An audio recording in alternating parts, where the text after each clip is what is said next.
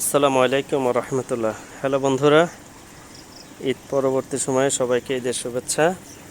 তো আজ আপনাদেরকে একটা নতুন জিনিস দেখানোর জন্য নিয়ে এসেছি। চলুন, সেই নতুন জিনিসটা হচ্ছিল, দেখেন, মুরগির খামারে এসেছি। আমার ফুফাতো ভাই, তার মুরগির খামার বিশাল বড়, এবং দেখেন সেটার কিভাবে মুরগিগুলোকে খাওয়ানো হয়, কিভাবে ডিম পারে। এখন ডিম পারে কিভাবে সেটা তো দেখাইতে পারবো না, কিন্তু মুরগি খায় কিভাবে সেটা এবং কিভাবে রাখে সেগুলো দেখাচ্ছি। রাতের বেলা তো এই যে পাইপটা, এই পাইপটার মধ্যেই মূলত খাবার দেয়। আর এই যে বাটি, এই বাটিটার মধ্যে পানি।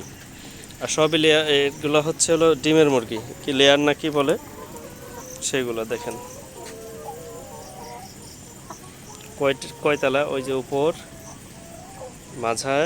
মাঝারি, আর এটা হচ্ছে নিচ, মানে তিনটা স্টেপে কয়েক হাজার মুরগি। এত পরিশ্রম, মানে আমার এই ভাইয়ের সাথে কথা বলার মতো সেই সুযোগ নাই। এরা এতটাই ব্যস্ত, লোক পাওয়া যাচ্ছে না, কাজের লোক পাওয়া যায় না, যার কারণে এদের উপর অনেক জুলুম হয়ে যাচ্ছে। তো এসে আসলে মায়াও লাগলো। দেখে আপনাদের কত বড়, ওই যে ওই পর্যন্ত দেখেন। তারপরে ভিতরে যাই,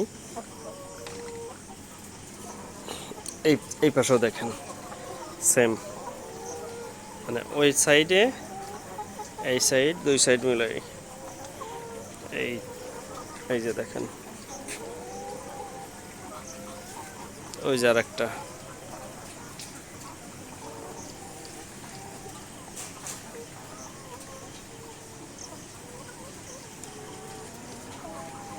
তারপরে আজ হচ্ছে এটার থেকেই, এটা তো হচ্ছে ডিমের মুরগি। ডিমের মুরগির পাশাপাশি সে আবার গরুর খামারও করছে। মানে একটা ব্যক্তি এত পরিশ্রম কিভাবে নিতে পারে আল্লাহই ভালো জানে, অনেক কষ্ট হয়। ওই যে ওই পাশে সাদা মুরগি দেখা যাচ্ছে, ওগুলা হচ্ছে রোস্টের মুরগি, আমি দেখাচ্ছি।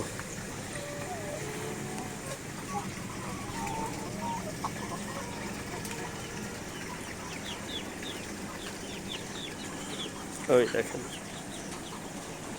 এই দেখেন সাদা সাদা মুরগি কতগুলা, 2000 মুরগি উঠিয়েছিল। তো তার মধ্যে এখন কিছু বিক্রি হচ্ছে। আর এই যে সমস্ত সব, এগুলো সবই রোস্টের মুরগি, এগুলো কিন্তু ব্রয়লার মুরগি না।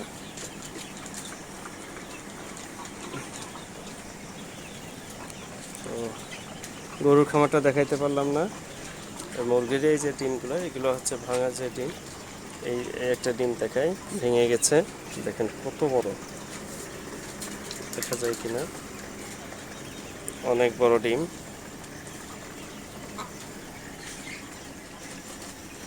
এই যে ডিমের খাচ্ছি। তো এই আর কি বন্ধুরা, এটা দেখানোর জন্যই ভিডিওটা করা। ও, আপনাদের আরেকটা জিনিস দেখাই। এই যে মুরগির যে বিষটা, অর্থাৎ মুরগির যে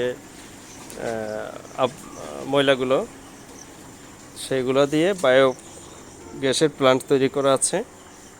ওই বায়োগ্যাস দিয়ে আবার বাড়িতে রান্না হয়। এই যে আমার ভাইয়ের জমির ধান, একটা ব্যক্তি, শুধু তার স্বামী স্ত্রী দুজনে এত পরিশ্রম করে, একদিকে ধান, জমি, একদিকে মুরগি, পাগল হয়ে যেতে হয়। তো এটা হচ্ছে এই যে বায়োগ্যাসের যে চুলা, সেটাই দেখেন, এই যে পাইপটা আসছে, ওই যে মূলত ওই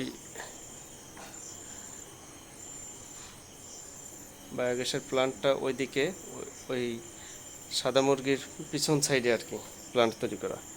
তো এই পাইপটা লিক হয়ে যাওয়ার কারণে ঠিকমতো গ্যাস আসতেছিল না, পরে বাধ্য হয়ে তাড়াতাড়ি করে ওই যে সিলিন্ডারটা নিয়ে আসছে।